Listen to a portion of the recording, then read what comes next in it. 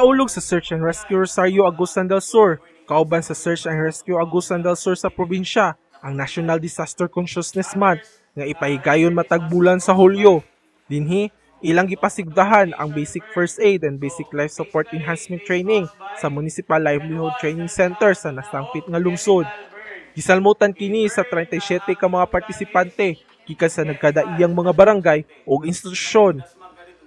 Apil sa mga gipresentar sa maong pagbansay, mao ang soft tissue injuries, burns, bleeding and shock training.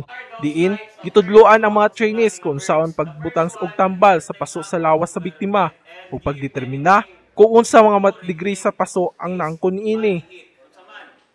Ang maong training gipahigayon ni adtong Hulyo 17 hangtod sa 19 sa pagkig-alayon sa Provincial Saras nga gipanguluhan ni Roberto Natividad, ang PDRRMO Action Officer. Ito ang 2013 National Disaster Consciousness Month, no, as mandated sa ato ang kauluhan. So, morning nga nag-conduct mi ani. Daghan may mga activities in relation to disaster preparedness as mandated po sa ato ang Republic Act 10121, National Disaster Risk Reduction and Management Act, no.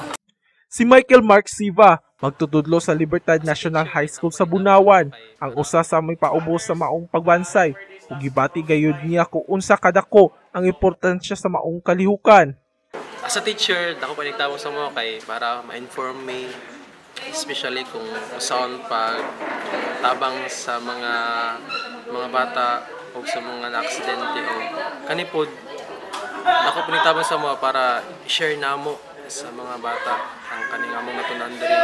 Lakip sa mga kalihukan nga giandam sa Saras mao ang flood evacuation drill, student educators response volunteers and emergency disaster training, first aid and rescue Olympics. Tungod ang kaluwasan sa mga Agusanon man ang prioridad ni Governor Eddie Bong Plaza, hinungdan nga gipaspasan ang paghuman sa pagtaod sa mga automatic rain gauges nga gikan sa DOST Region 13.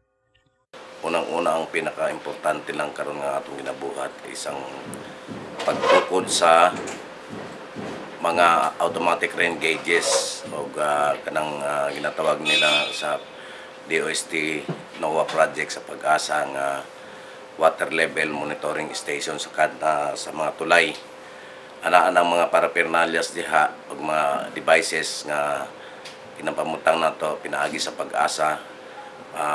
Tungod po na sa kakugi sa atong Gobernador Eddie Bong Plaza sa pagpangayo dito sa mga devices. Nakakuha gid din taon tawag mga 28 ka water level monitoring sensor, 32 ka automatic rain gauges nga gihinay-hinay nato instalar karon pinaagi sa tabang sa ato ang sa atong probinsya ug ang technical ana is ang DOST Pag-asa under NOAA project.